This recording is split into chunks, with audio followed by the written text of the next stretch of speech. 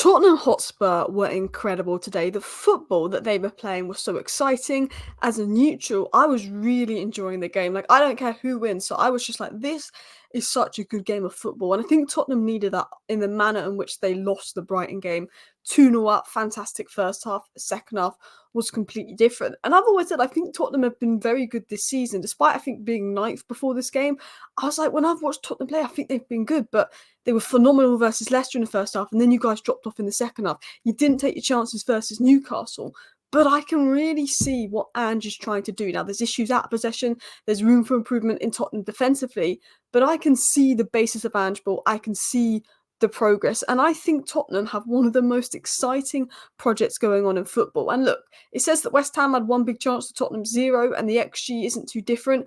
But the statistics make it look like a 2-1 Tottenham win or a 2-0 Tottenham win. But when you watch the game, the way that Tottenham battered West Ham, even when it was 1-1, how good Tottenham were, I thought they were unlucky to go in at half-time 1-1.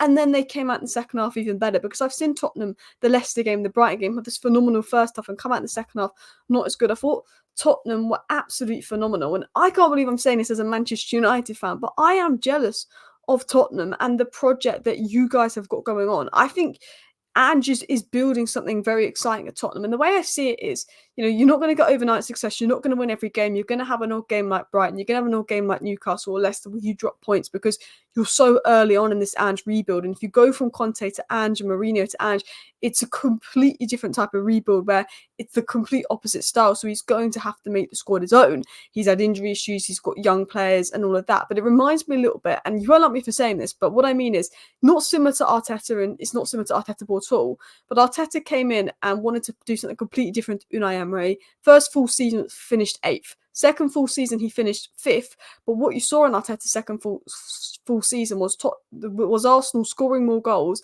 having more possession and looking better in general. What I see, even though Ange had a phenomenal start to last season, I see Tottenham scoring more goals, looking better on the ball, looking better in attack. I see Tottenham actually playing more sustainably. There's still issues defensively. There's still times where you look like you could concede 2 or 3 or bottle a lead. But I think the principles are there for Tottenham fans to back Ange and be excited about this. What I've said on Tottenham is I'm a little jealous watching this Tottenham side. They have one of the most exciting projects in football right now. The squad is packed with young, top-tier talent, incredibly fast football, direct and thrilling to watch in possession. Their pressing game is relentless. Solanke, a man, he's a pressing monster with the technical quality coming in, all built around a pure focus on attacking football, which can sometimes be Tottenham's downfall, attack. But it's so exciting to watch as a neutral. I think the fact that you've got so many young players, more Bergvall, Gray, and the biggest criticism I can give of Ange is you're 4-1 up, just put more on. Why are you putting Werner on? I still think there's room for improvement defensively, but I think if you're a Spurs fan, yes, you lost to Brighton, but you know that your team's going to come. They're going to attack. You sort of know what you're going to get. You know you're probably going to concede. But you've also got these young players, and I think you can see the improvement in Tottenham just in general. I mean, Kulusevski, we're going to talk about him. Just said his name wrong. He's been standout. I mean, I said this before the international break. I did my not underrated 11. I did my team of the season so far. Beginning of the international break, I did my team of the season so far. My midfield 3 was Gravenberch as the DM, Cole Palmer and Kulu as the 8. And I had someone say, he's a flop. If you think he's having a bad season, you do not understand football. Well, he's only got 2 goals now. No, he's playing as an 8. He's playing as in a centre mid attacking midfield position.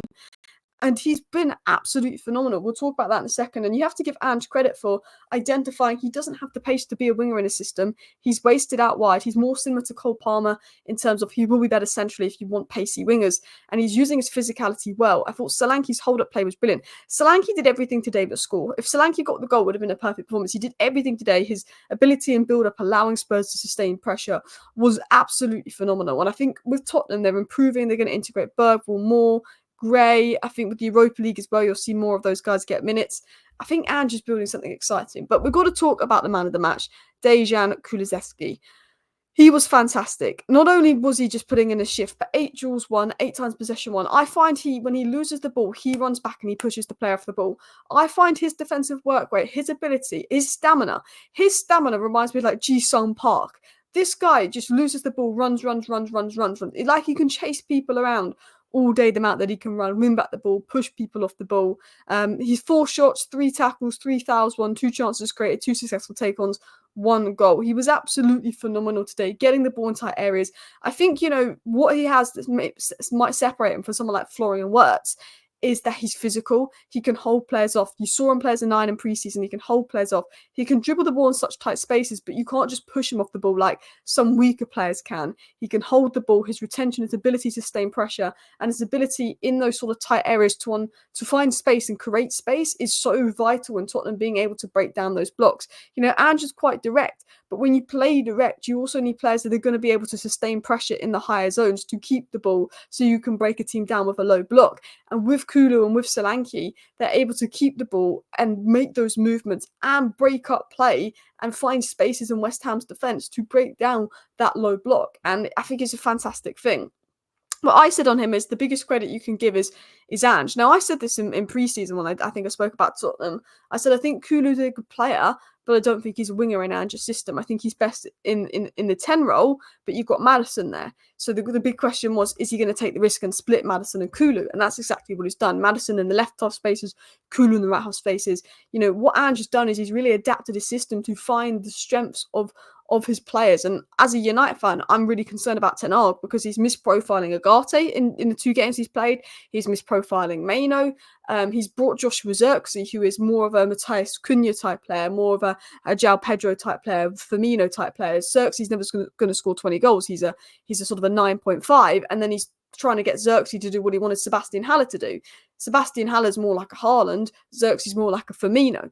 And I'm like, why is Ten Hag misprofiling our players? With Tottenham, Ange knows his players, he knows his player strengths, and he's profiled Kulu perfectly. He's absolutely, profiled him perfectly because he's he's so technically good. He can hold the ball, he can push players off, he's got the strength, he can hold the central zones, he's creative, he can play those quick 1-2s, those through passes. He destroyed us when you played Man United.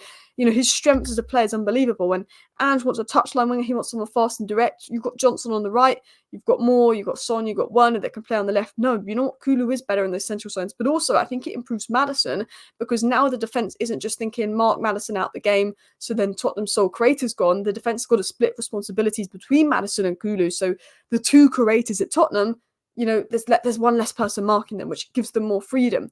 I think his ability to hold the ball, I think his stamina, his strength, his possession in tight areas to weave through defenders and create spaces is a fantastic thing to have. I think he's intelligent. I think his ability to find space, make runs in open areas, I think it's been a key aspect of his game. And I think he's thriving under, the freedom that Ange has given him positionally. And I think his ability to now be able to express his creativity and all of that, I think he's been phenomenal. He's been Spurs' best player of the season. I thought he looked good in pre-season, and I think he's going to keep up these levels throughout the rest of the season. I know Tottenham started well under Ange and then the levels dropped, but I think he will keep up those levels. And I know this is unrelated to Tottenham, but he's been doing this, in international duty, 18 key passes, 15 dribbles. There's such a technically good player when it comes to pass and move, dribble and move. He's not one of those players that's just dribble before pass.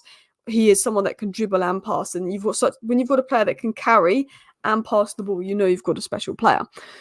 My overall thoughts on Tottenham, and I wrote some of these before full time, was pure domination. Even in the first half, I thought they were balling. I thought they were really good in possession. I think you have been good in possession this season. I think you rank first for average possession this season. I think you just lack out of possession when you don't have the ball and you're being ran at by West Ham.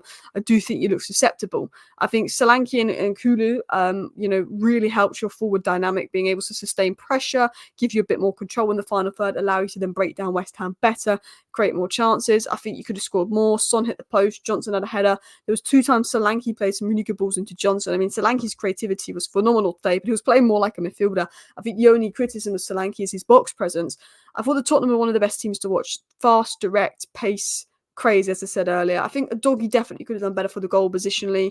Probably Porro as well. I think there's definitely positional issues with Tottenham off the ball, but that can be improved with coaching. That can be improved with time. But I think you've got a young squad, an exciting squad. I think the only downside of that is that Werner's coming on instead of more. I personally would go for more, especially when you're 4-1 up. And then you have Son, and I think everyone knows what top player Son is. And I don't think he's been bad, but considering I know how good Son can be, I don't think he's been at his true best. Do you know what I mean? But I don't think he's been bad.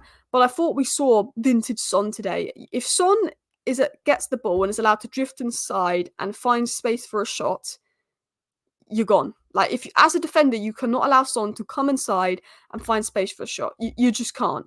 The minute Son finds space for a shot, to get his shot off, you know that is going to hit the back of the net 9 times out of 10. That was a vintage Son goal in those areas. 250 goals and assists at Tottenham, 6 goals and 3 assists in his last 10 home games. That was a proper Son performance as well, because he's not really a touchline winger and he's not a forward. He almost is best in the zones between forward and between touchline winger, and he was allowed to do that at times today in Ange's system. And whenever Son got the ball, he got the bit of space for the shot, and his finishing was phenomenal. I don't want this video to be too long, so I do want to talk about Solanke as well. I think he had a really good game. I think his box presence needs to improve. Tottenham put the ball in the box, he's not there. But I think what he did between the halfway line and the box was so phenomenal in helping Tottenham sustain pressure, holding the ball, creating. He played Johnson in the 66th minute. He then played Johnson in again 10 minutes later. Johnson probably could have had a goal. If you look at statistics here, this is increased or decreased chance of scoring as a receiver. Johnson had the highest chance of scoring as a receiver, his expected threat received, and that mostly came from Solanke. He put some really good balls in. I thought his creativity was good. He was holding up the ball and he was running at them. He sent Todibo back to the shots. He was using his strength, his athleticism to run, to hold off the ball, to get round people. His ability outside the box was phenomenal. His pressing, his hold up, his link up, it was absolutely phenomenal. But the biggest criticism is he needs to sometimes get in the box for those cutbacks. That is his only downside, is he's not quite getting in those scoring positions. He's dropping a bit too deep, getting into the DM positions. But I thought he's phenomenal. I thought the dynamics that Solanke and Kulu add to Tottenham's attack, it was phenomenal, because I think my biggest question mark over Tottenham this season was, I thought their back four individually is good. I think their midfield, it was finding the best midfield three, whether that's Bissouma or Bentancur or Gray as the DM. But I think we know that it's Maddison and probably Kulu as the eights. And then it's now about finding, the attack and the attack score. Son's good, but Kulu was hot and cold last season. Richarlison was injured. Who's the striker? And I think Solanke coming in the number 9 role, Kulu being a number 8, Johnson finding that confidence, and Son on the wing with more coming through. I do think Tottenham's attacking dynamics look better. I was actually going to say they should look at bringing in someone like Kudus maybe. But I thought Tottenham were really good today, and I have to say I thought the football they were playing was phenomenal, and I think they'll be hot and cold at times this season, but I'm not surprised by what I saw today from Tottenham, because I think that actually your underlying numbers put you a lot higher than you are positionally so far this season. And I think Andrew's going to have a good season. I think Tottenham will finish top 5, and I think top 5 could get you back in the Champions League. Tottenham fans, let me know your thoughts down below. Thank you for watching. Bye.